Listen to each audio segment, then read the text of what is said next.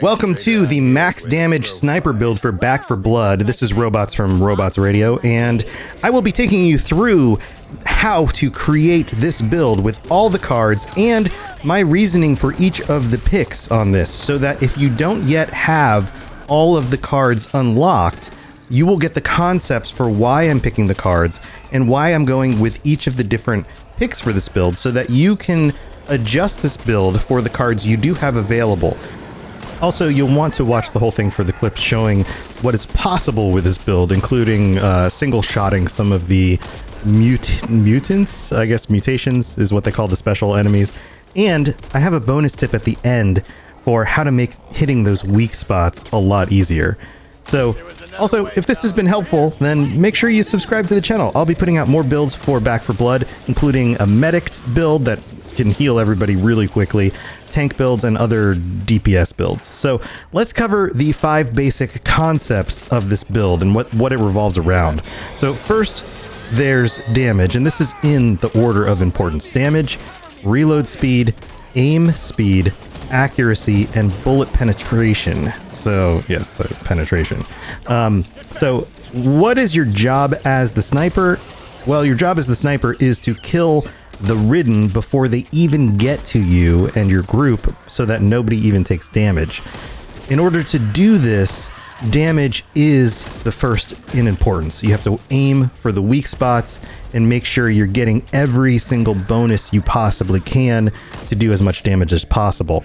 In order to do as much damage as possible, you also need to make sure that you are reloading as fast as you can in order to keep firing as much as you can, and increased aim speed also helps you to do as much damage as you possibly can, so that you can zoom in and fire and keep firing as fast as possible. Then we get to accuracy. Now, accuracy, you would think I might make higher up in importance, because hitting your target would increase your damage. If you miss the target, then you're not going to do damage. But it's actually not as important as you might think it is, because the sniper rifles, their default accuracy is actually very high, especially once you get a zoomed in targeting reticle, once you have some sort of scope.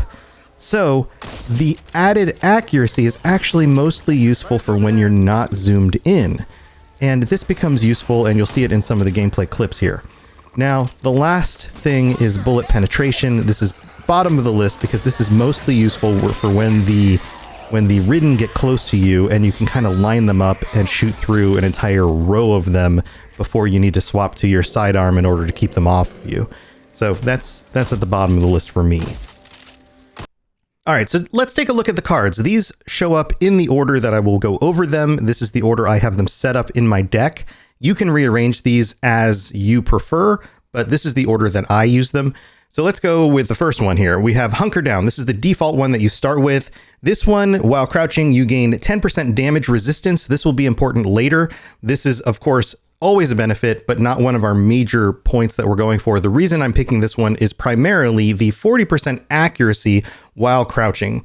This is something that will always be beneficial, and especially early in the game before you get any good scopes, anything like that. This gives you added accuracy across the board, even when you're getting bad weapons and you don't really have a go-to gun yet, basically.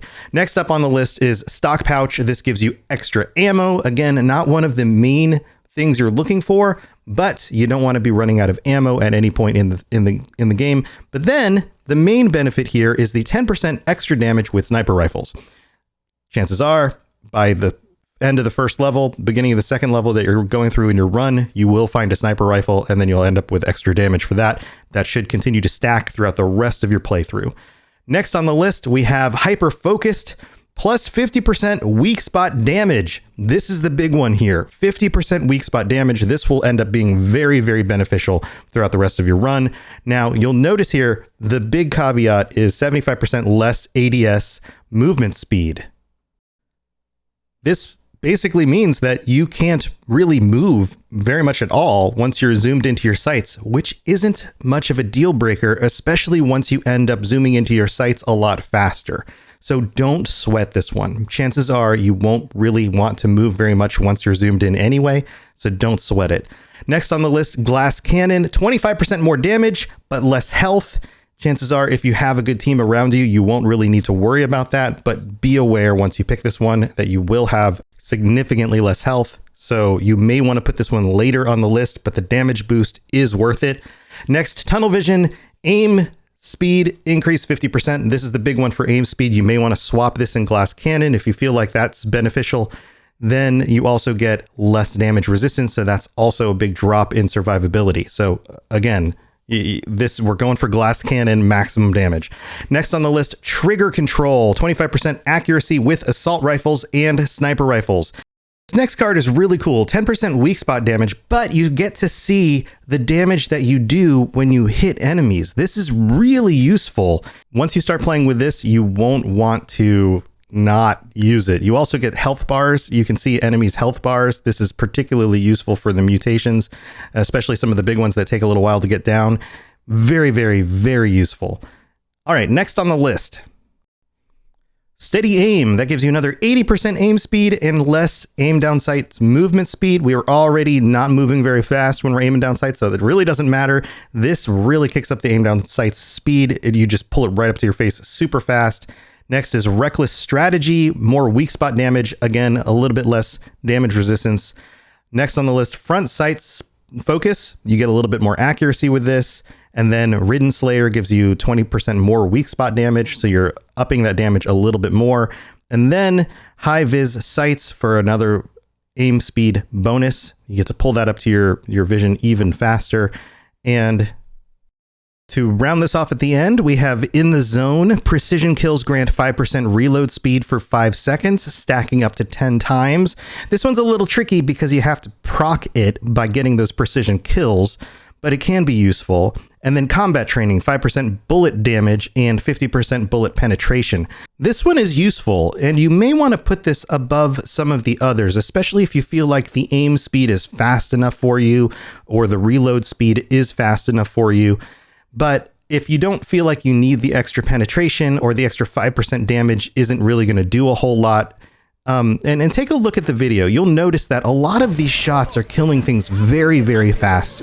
So an extra 5% damage may not feel like a lot. So I put it at the end because it does the same things that the rest of the build does. It gives you that little bit of extra bonus there.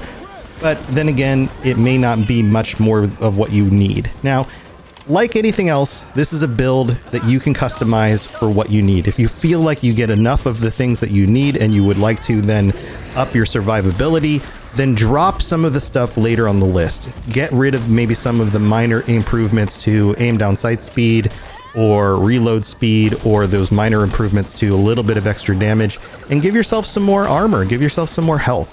Make yourself a little bit more survivable. Or one of the other improvements I would recommend is the ability to stab your enemies with a knife instead of punching them when they get close. Those little improvements might make you a little bit more survivable if you feel like you're too much of a glass cannon. So those are what I would go with in order to make this work for you.